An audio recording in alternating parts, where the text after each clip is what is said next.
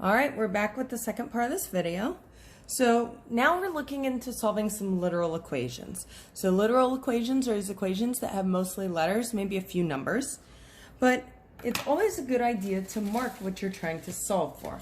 So this one is telling us to solve this literal equation for A. And it's helpful to mark it just so you're seeing that every time. And we solve these just like we would solve equations. So we're trying to get A alone in this one. Our first step in this equation is actually going to be to move B to the other side. We always have to get rid of that plus or minus first. All right, so to get rid of this B, I have to subtract it from both sides. And on the left, that's going to leave me with Z minus B. And on the right, I have M over A. So this one's kind of a weird one because, again, we're trying to get A alone. A is actually in our denominator. So we can't multiply both sides by A and it be gone. It's still going to be there.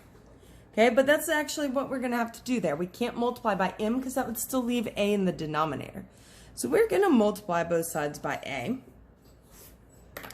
And on the left, and this is where it's going to look a little weird, we'll have A times parentheses, Z minus B. And now on the right, all we have is M, because the A's did go away over there, but now it's still over here. So while it doesn't seem like that helped that much, it did get rid of a fraction. So we need to get A alone still. And the thing that's on the same side as the A is this multiplying by this whole parentheses. So the opposite of multiplying by those parentheses, we're going to divide by that whole Z minus B. And I don't have to write in parentheses anymore since that's the only thing that's there. So we're dividing both sides by Z minus B. It cancels out, divides to give us 1 on the left. So that leaves us with A equals M over Z minus B.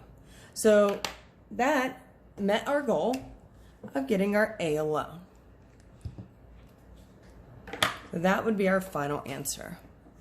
By the way, if you have Miss Rose for math and you are actually watching this, then you should probably send her a note, whether it's a text or an email or whatever, to let her know that you've watched this and there might be something in it for you. Some kind of reward, although if it's being spread around, that won't happen.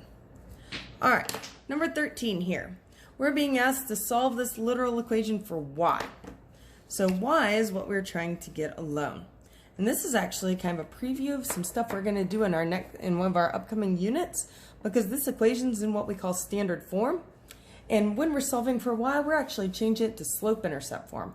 Not that you need to know any of that for this big quiz, but might be helpful information down the road. All right, so to solve for Y, I'm going to start by moving this 5x. So I'm adding 5x here. It's a positive 5x. So I'm going to subtract 5x from both sides. 5x minus 5x gave us 0. So I'm left with 3y equals 8 minus 5x. Now, I'm still trying to get y alone, so I'm going to keep highlighting that as I go. So hopefully, as I go, it looks like an easier and easier equation. Now, the opposite of multiplying by 3 is dividing by 3. And I'm going to divide over here everything by 3. 3 divided by 3 is going to leave us with y. Now, there's going to be two ways to write this. You could have it just as y equals 8 minus 5x over 3. Or you could split it up and have both the fractions separate as y equals 8 over 3 minus 5 over 3x. It doesn't matter which way you write it, just whichever way is the best for you. So either one of those works. Sometimes splitting it up will give you something that is a little bit simpler, but in this one it didn't. All right, number 14.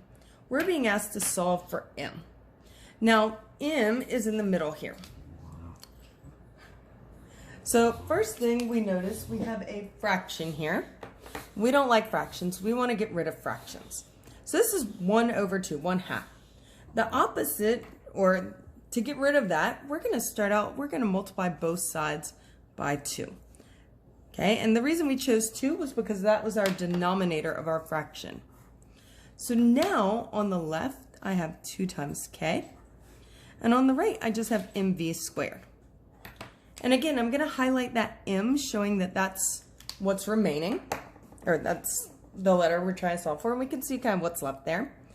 And now, that exponent, don't get fooled by that. You don't really have to do anything special there. That's just m times v squared. The opposite of multiplying by v squared is dividing by v squared. I have to do that to both sides. So v squared divided by v squared will give us 1. And look, we're getting m alone. I have 2k over v squared equals m. M is completely alone. That's the same as if I switched it around and wrote m equals 2k over v squared. It doesn't matter if the m's on the left or right, as long as it is alone. All right, number 15. The formula to determine a baseball player's on-base percentage is P equal R over A, where P is the percentage, R is the number of times they reached the base, and A is the number of times they batted. Solve the formula for A. All this wants us to do is take this equation and get A alone.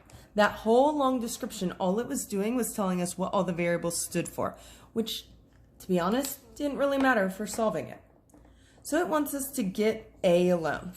Now again, notice A is at the bottom of a fraction. We did one like this just a minute ago, where we kind of had to do some stuff that didn't seem like it would help first. We're going to get rid of the fraction. To get rid of the fraction, we start by multiplying both sides by A. Now, over here, they cancel out. But we still have A times P equals R.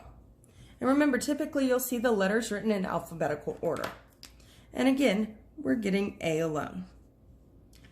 Now, we don't have a fraction, so hopefully that looks a little bit easier. This is A times P. The opposite of multiplying by P is dividing by P. So I'm going to move this over here. On the left, the P divided by P just cancels out. It divides to give us 1, so we're left with A. And on the right, we have R over P. And that is it. We finished that one. So don't let a long problem that looks like that distract you from what the problem is actually asking for. So that one just wanted us to get the A alone. All right, number 16, we have another solving inequality problem. So we are going to start by moving our variables around. We're going to look for the one with the lowest coefficient. So 2 is smaller than 5, so we're going to start by moving that 2q. Now it's a positive 2q, so I'm going to subtract it from both sides. And I have to subtract it from the 5q. Wow.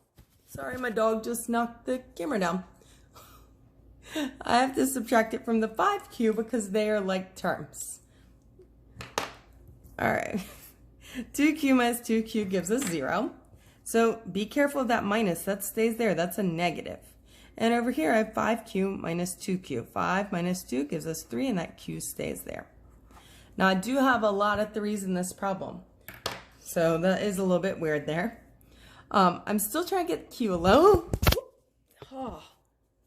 Okay. Sorry, dogs are out. They're bumping everything. So I need to get rid of this plus 3. So I'm going to subtract 3 from both sides. Now, be careful.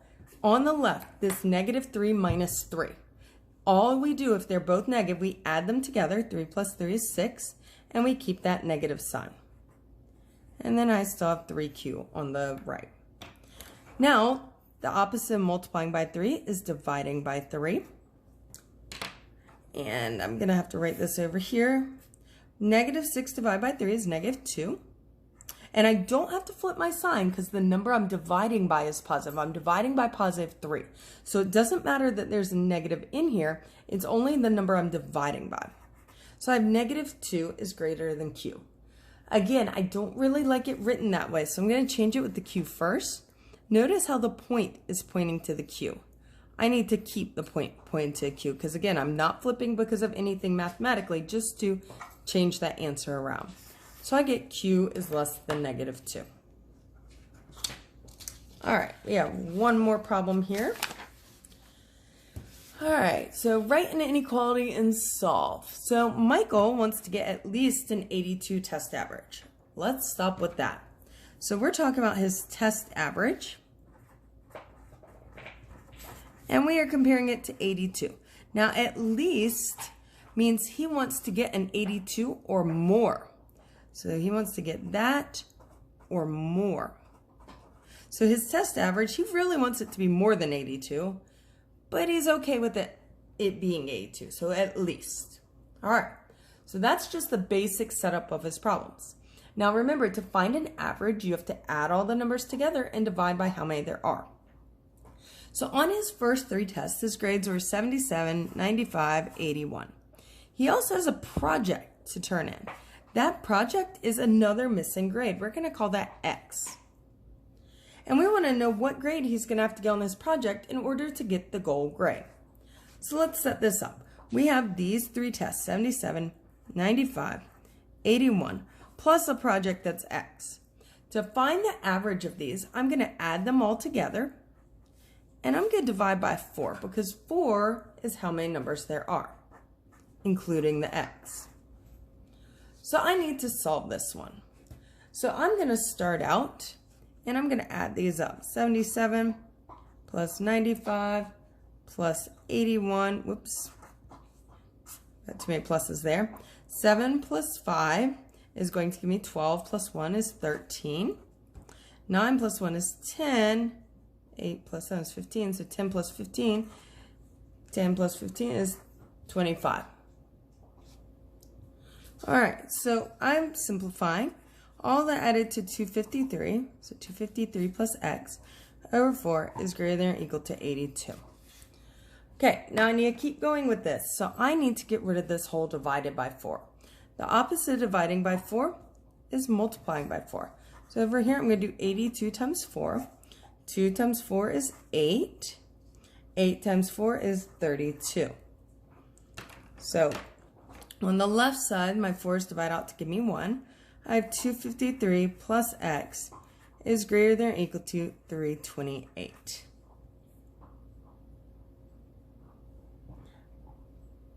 So now I still have one more step to get x alone. I need to subtract 253 from both sides. And that's going to give me x is greater than or equal to. All right, so 8 minus 3 gives me 5. Can't subtract here. I'm going to borrow. 12 minus 5 is going to give me 7 there. So I'm going to get x is greater than or equal to 75. So in order to get an 82 average on all his basically formal grades here, he's going to have to get a 75 on that project in order to make that goal grade. So hopefully this helps some, and hopefully you guys are ready for your big quiz and that you'll do really well on it. Good luck.